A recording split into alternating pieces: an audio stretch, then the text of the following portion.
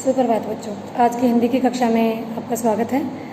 आज हम अपनी पुस्तक भाषा तरु से पाठ 3 शब्द निर्माण का एक विषय पढ़ेंगे, एक टॉपिक पढ़ेंगे, उपसर्ग। आइए क्लास शुरू करते हैं। उपसर्ग किसे कहते हैं?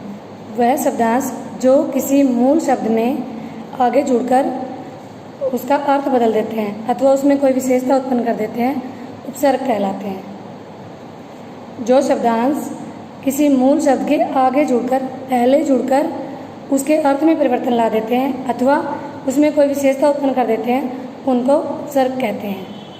उपसर्ग 4 प्रकार के होते हैं जो हम हमारी हिंदी भाषा में प्रयोग करते हैं।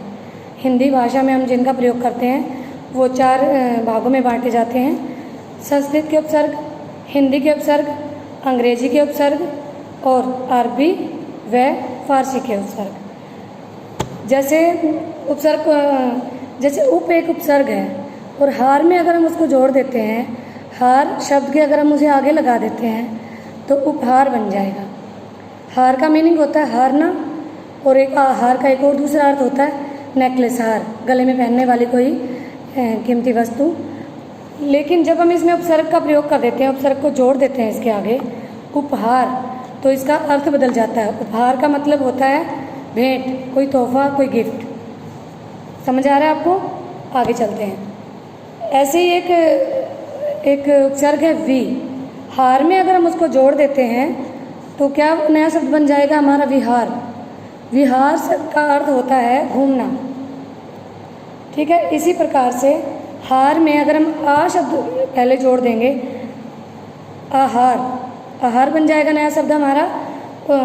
तो आहार का मीनिंग क्या होता है? आहार का अर्थ क्या है हिंदी में? आहार से मतलब है भोजन, खाना।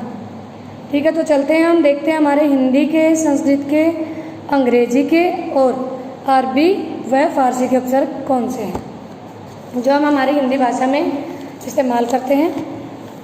संस्कृत के उपसर्ग से हम शुरुआत करते हैं क्योंकि सारी भाषाओं की जननी कौन है? संस्कृत। तो संस्कृत के उपसर्ग देख लेते हैं हम। सबसे पहले एक उपसर्ग है अति।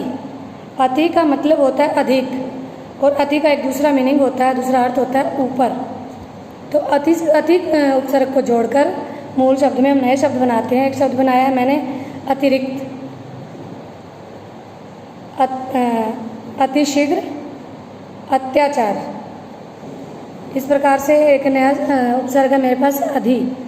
आप भी बनाने की कोशिश कीजिए, आप भी बनाकर देखिए। आप भी इतने सारे शब्द आप दिन भर बोलते हैं, पुस्तकों में पढ़ते हैं, तो आप भी बहुत सारे शब्द जोड़कर, उपसर्ग जोड़कर बना सकते हैं।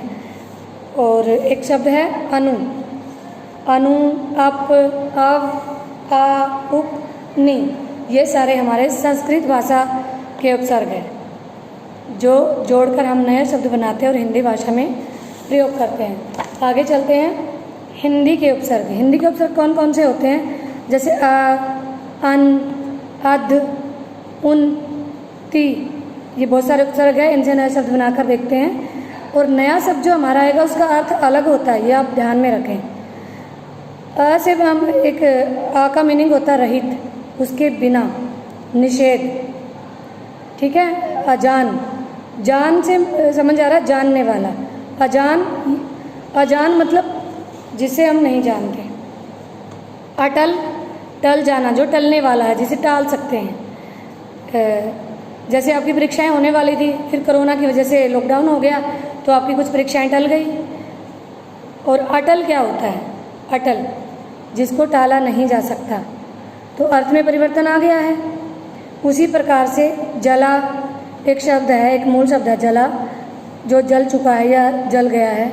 लेकिन अगर उसमें हम अध जो हमारा उपसर्ग है, अध का मीनिंग होता है आधा, और आधा अगर हम जला में आगे जोड़ देते हैं तो नया शब्द क्या बनेगा? अध जला। अध जला से अध समझ में आता है आधा जला हुआ, वो अभी तक पूरा नहीं जला है। उसी प्रकार से पका हुआ, जो पक चुका है, और अगर उसमें हम अध जोड़ देंगे तो क्या बन जाएगा नया शब्द? अध पका, जो आधा पका हुआ है। तो इससे बच्चों आपको समझ आ रहा है कि उपसर्ग को जोड़ने के बाद जो हमारा मूल शब्द था उसका अर्थ बदल जाता है। आगे चलते हैं, हमारे अरबी फारसी के उपसर्ग देख लेते हैं। कम, खुश। अरबी फारसी के शब्दों से आपको पता चल जाता है जिनमें नुक्ता लगा होता है ज़्यादातर, जैसे रोज़, जा के नीचे जा का साउंड आएगा, जय नहीं बोलेंगे हम उसको, जा का साउंड आएगा।